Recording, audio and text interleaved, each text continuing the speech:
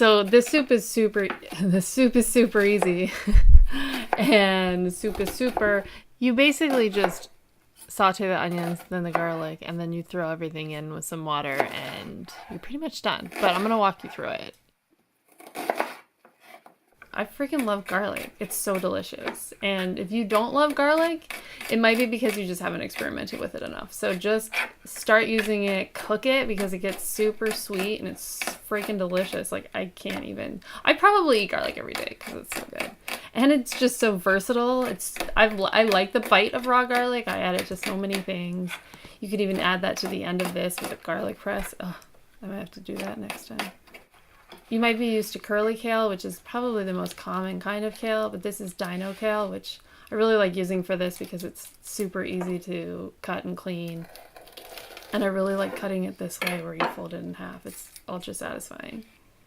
I like to de-rib the kale because the rib is always going to be way more tough than the leaves, and it could be kind of disruptive in the textures of the soup. If you want to utilize the rib, you can just chop them up and cook them at the same time as you cook in your onions. I like cutting the kale into bite-sized pieces because it can be really alarming to get like a long piece of kale. It kind of slaps you in the face when you're trying to eat, and it's not very fun. So making them little bite-sized pieces makes the overall experience more enjoyable. And this is the tomato and the beans that I used. I really love this brand of tomatoes. It doesn't have anything crazy in it. It's literally just like salt and water and tomatoes. These cannellini beans are really great. They have a bit of seaweed added to them, which I think gives them a little salty flavor without actually salting them. I like to turn the stove up to about a medium. I sometimes tend to over stir my onions because I get excited and I want them to cook because I know how good they're going to be. But you can really just let onions sit in the oil and cook for a few minutes before you even mess with them. Onions actually fight the bacteria that cause bad breath because it's coming from your gut. So by eating more onions and garlic and things like that, it actually helps fight bad breath, which is like, what? That's crazy, but it makes sense. Okay, so I cooked my onions for about 6 minutes. This soup is basically raw, and the reason is because we're only really going to cook the onions and the garlic. I cooked the garlic for about 3 minutes, and then you can really just add everything else.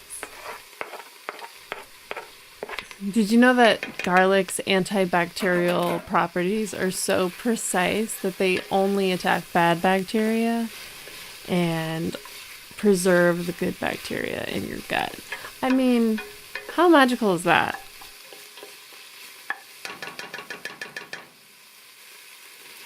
And if you think about it, nothing is going to be as good as your worst ingredients. So you always want to buy the best ingredients of everything that you can find. And if you can't afford it, get the best thing that you can afford.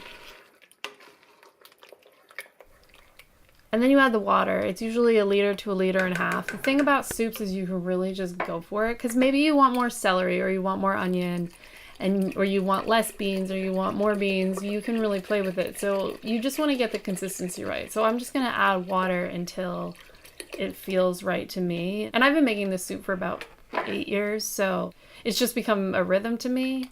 And I don't really think about it when I do it. The best way to cook is just cooking by feel and just allowing your own intuition to tell you what's best. So first I add the salt, and then I'm adding cumin, and I'll probably come back and add some more. But first I want to taste it. You can always undersalt and add more, but if you oversalt, it's really hard to come back from that. I use an entire lemon, sometimes more. The lemon really goes really far. Lemon is always a really good idea on vegetables or anything that has got a lot of greens in it. Even broccoli or green beans. Oh my God, so good. Brussels sprouts, asparagus, anything green, you put lemon on it, takes it to a whole nother level. The stove is still on medium, but I'm not going to cook the soup all the way. I basically just keep it cooking while I'm mixing and tasting. And then once I'm done, I turn it off, put on the lid, call it a day. That's not true. I eat it first.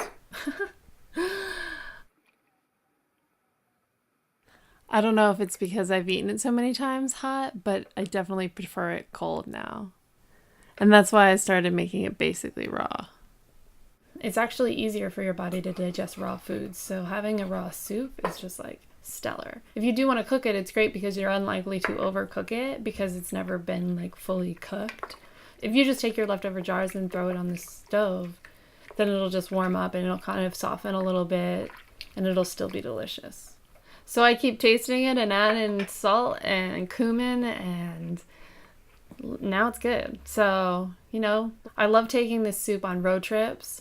I know that sounds strange, but you just throw it in a jar, throw it in a cooler, you get off at some pretty vista, and you bring a spoon and you eat that soup, and it is so freaking good. Oh, I need to eat some right now.